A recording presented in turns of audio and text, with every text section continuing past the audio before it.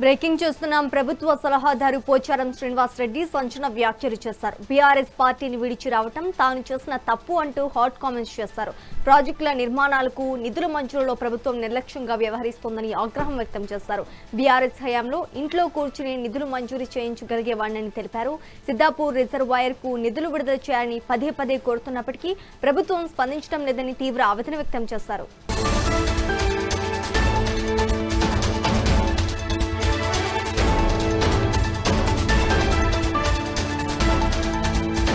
ప్రభుత్వ సలహాదారు పోచారం శ్రీనివాస్ రెడ్డి సంచలన వ్యాఖ్యలు చేశారు. బీఆర్ఎస్ పార్టీని విడిచి రావటం తాను చేసిన తప్పు అంటూ హాట్ కామెంట్స్ చేశారు.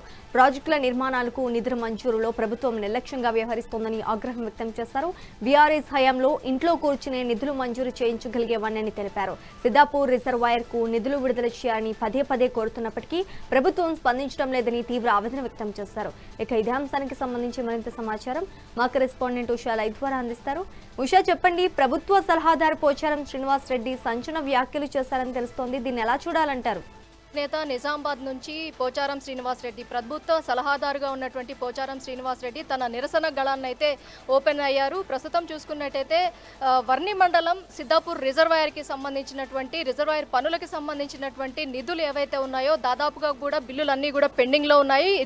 రిజర్వాయర్కి సంబంధించి చాలా వరకు కూడా పెండింగ్లో ఉన్నటువంటి బిల్లులన్నింటినీ కూడా మంజూరు చేయాల్సిందిగా ఇప్పటికే అధికారులకి, అలాగే సీఎం రేవంత్ రెడ్డికి, మంత్రులకి పలుమార్లు దాదాపు 20 సార్లు పైగా కూడా పలుమార్లు ఫోన్ కాల్స్ చేసినప్పటికీ ఎవరి దగ్గర కూడా స్పందన రావటం లేదు. అదే బీఆర్ఎస్ హయాంలో ఉండేటప్పుడు రాత్రి పగలు అని తేడా లేకుండా అర్ధరాత్రి అయినా సరే ఫోన్ కాల్ చేసిన వెంటనే బీఆర్ఎస్ హయాంలో వెంటనే పనులు జరిగిపోయేవి. ఇదేం ప్రభుత్వం రా బాబు అన్న కోణంలో ఏదైతే పోచారం శ్రీనివాస్ రెడ్డి చేసినటువంటి వ్యాఖ్యలను కూడా మనం చూసుకోవచ్చు. బీఆర్ఎస్లో గెలుపొంది అలాగే కాంగ్రెస్ పార్టీలో జాయిన్ అయినటువంటి నేత పోచారం శ్రీనివాస్ రెడ్డి. పోచారం శ్రీనివాస్ రెడ్డి ఎందుకు కాంగ్రెస్ పార్టీలో వచ్చానా అన్న కోణంలో కూడా తన నిరసన గళాన్ని కూడా విప్పడం మనం చూసుకోవచ్చు. ఇక్కడ చూసుకున్నట్టయితే తిరుగుబాటు గళం అనేది చాలా స్పష్టంగా కనిపిస్తోంది.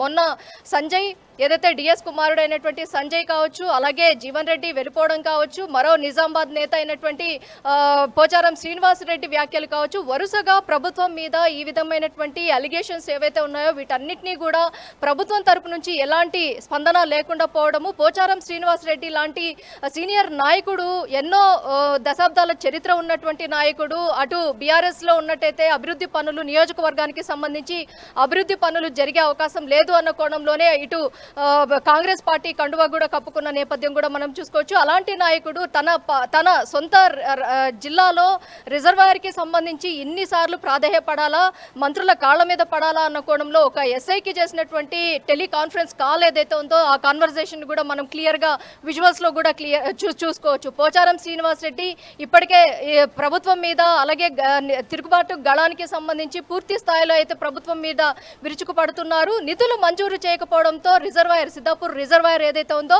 రిజర్వాయర్ దగ్గర ఎక్కడికక్కడ పనులన్నీ ఆగిపోయాయి.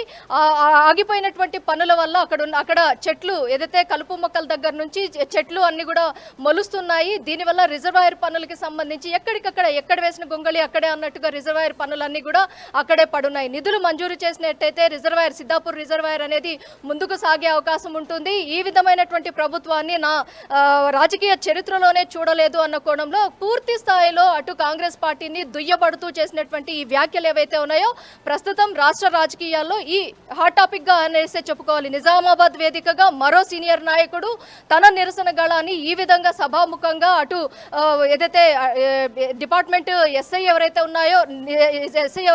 ఎవరైతే ఉన్నారో వారికి టెలికాన్ఫరెన్స్ కాల్ చేసి తన బాధని, అలాగే రిజర్వాయర్ పనులకి సంబంధించి ప్రజల శ్రేయస్సు కోసమే రాత్రి పగళ్ళు పనిచేస్తున్నటువంటి వ్యక్తిని నేను, అలాంటి ప్రజా శ్రేయస్సు కోసం 20 సార్లు ఇప్పటికే మంత్రులకి కావచ్చు, ప్రభుత్వ సలహాదారులకి కావచ్చు, ప్రతి ఒక్కరికి కూడా చేరవేయడం జరిగింది. కానీ ఎవరి దగ్గర కూడా ఎలాంటి పాజిటివ్ స్పందన అయితే ఇంతవరకు రాలేదు అన్న కోణంలో ఈ ఎట్టకేలకు బ్లాస్ట్ అయినటువంటి ఈ టెలికాన్ఫరెన్స్ కాల్ని మనం చూసుకోవచ్చు. శ్రీజ,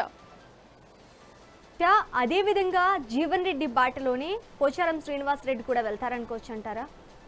ఖచ్చితంగా ఇప్పటికే చూసుకున్నట్టయితే జీవన్ రెడ్డి ఏదైతే సీఎం రేవంత్ రెడ్డి మీదే చాలా వరకు కూడా కాంట్రవర్సీ వ్యాఖ్యలు చేశారు కాబట్టి జీవన్ రెడ్డి దారిలోనే చాలా వరకు కూడా సీనియర్ నాయకులు తమకి ఇక్కడ మనుగడ లేదు, అధికార పార్టీలో చాలా వరకు కూడా సీనియర్ నాయకుల్ని తొక్కివేయబడుతున్నారు అన్న కోణంలో, ఇప్పటికీ అణచివేతకు గురవుతున్నారు అన్న కోణంలో ఉన్నారు కాబట్టి సీనియర్ నాయకులు అందరూ కూడా చాలా వరకు కూడా జీవన్ రెడ్డి బాటే పట్టే అవకాశం ఉన్నట్టుగా అయితే తెలుస్తుంది. ఖచ్చితంగా ఈ విధంగా ఈ తరహాలో ప్రభుత్వం వ్యవహరించినట్లయితే చాలా వరకు కూడా నిరసన గళాలు ఇంకా చాలా వరకు ఏదైతే 2029 ఎన్నికల లోపు చాలా వరకు కూడా నిరసన గళాలు చాలా వరకు కూడా ఎక్కువయ్యే అవకాశం ఉంది. దీన్ని ఎక్కడికక్కడ తగ్గించుకుంటూ ఎక్కడికక్కడ సమస్యల్ని సాల్వ్ చేసుకుంటూ వెళ్ళినట్టయితే, ఖచ్చితంగా దీన్ని రెక్టిఫై చేసుకుంటూ వెళ్ళినట్టయితే ఖచ్చితంగా ఏదైతే ప్రభుత్వం మీద ఈ విధంగా నెగిటివ్ ప్రచారం అనేది జరగదు. కానీ ప్రభుత్వం ఎక్కడికక్కడ ఇలాంటి సీనియర్ నేతలకి సంబంధించి కావచ్చు, అభివృద్ధి పనుల్లో కావచ్చు, రిజర్వాయర్లకి సంబంధించి కావచ్చు,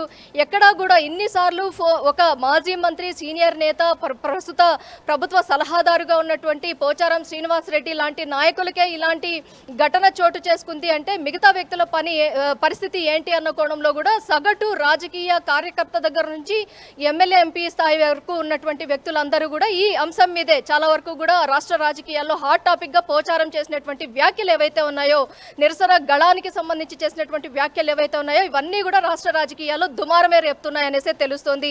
శ్రీజ, ఉషా, పార్టీ మారిన సీనియర్లను కాంగ్రెస్ పట్టించుకోవడం లేదనుకుంటారా?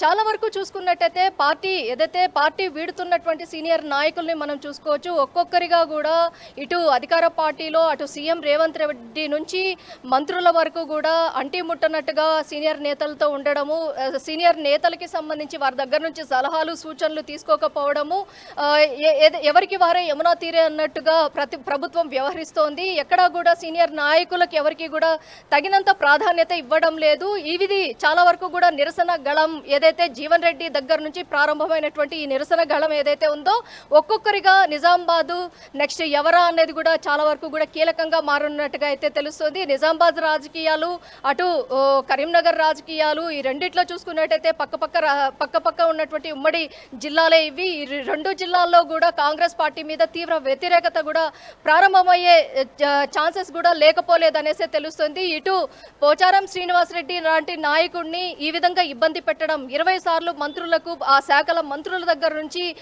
ఇరిగేషన్ శాఖ మంత్రి వరకు ప్రతి ఒక్కరికి కూడా కాల్స్ చేస్తున్నప్పటికీ కూడా కాల్స్కి రెస్పాండ్ అవ్వకపోవడము, అలాగే అభివృద్ధి పనులకి సంబంధించి ఎలాంటి ఫీడ్బ్యాక్ వారి దగ్గర నుంచి రాకపోవడము, ఈ తరహా ప్రభుత్వాన్ని నా ఇన్నేళ్ల కెరీర్లోనే చూడలేదు అన్న కోణంలో అటు పోచారం శ్రీనివాస్ రెడ్డి చేసినటువంటి కాంట్రవర్సీ వ్యాఖ్యలను మనం చూసుకోవచ్చు. మొత్తం మీద చూసుకున్నట్టయితే అధికార పార్టీ చాలా వరకు కూడా సీనియర్ నాయకులకి తగినంత ప్రాధాన్యత ఇవ్వకపోవడంతో ఇరకాటంలో పడుతోందనేసే తెలుస్తోంది. Sreeja, thank you for the update Usha.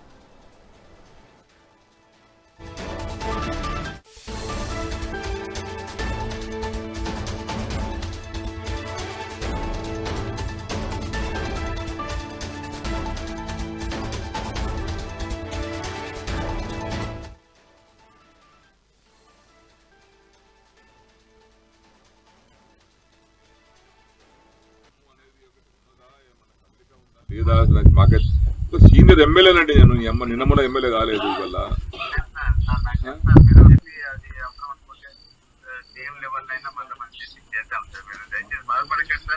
CM గారికి 20 సార్లు చెప్పిన సీఎం గారికి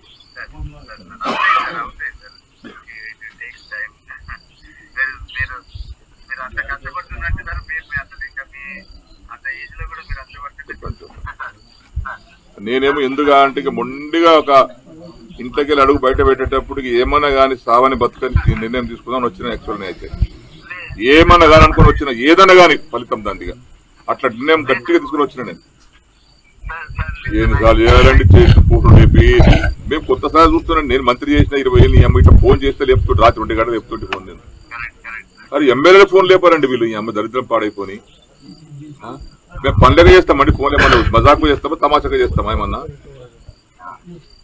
అందరిలా కూడా కాదు కదా. నేను నాకేమైనా స్వార్థం కోసం నాకు ఆ పైరు చేయి ఈ పైరు చేయి నాకు అదని చెప్తాం కాదు కదా. ప్రజల కోసం ఫోన్ చేస్తాను నేను. ఇక మాలాంటి వాళ్ళకు కూడా రెస్పాన్స్ లేకపోతే ఎందుకంటే ఇంకా ఈ రాజకీయం పాడైపోయింది, దళిత రాజకీయం. నా నిర్ణయం వేరే ఉండే, నా నిర్ణయానికి ఇలా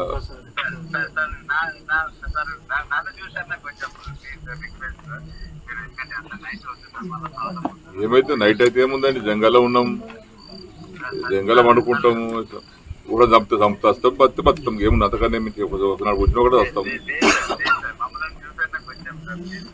ఒకనాడు పోయేది ఒకటే పోతాం, ఇంకేమున్నది, ఎప్పుడో పోయేది.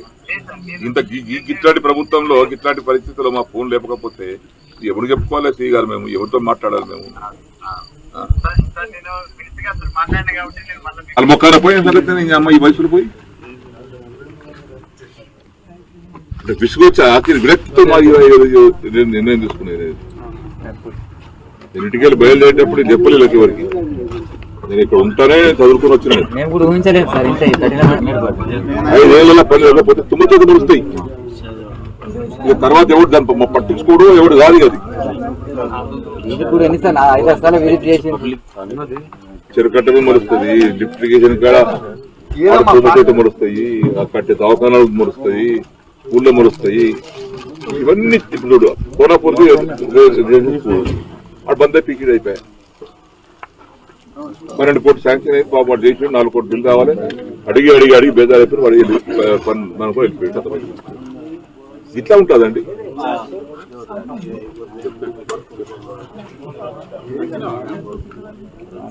నర్సింగ్ కాలేజ్ 15 కోట్లు రావాలి సార్, నేను 10 మంది తెచ్చిపోతా అంటే మారుగా ఎంఆర్ఓ గారిని చూసుకొచ్చాను, నేను టెండర్ క్యాన్సిల్ చేసుకుంటుంది వాడతాయి అనేది ఒకటి ఉన్నదా?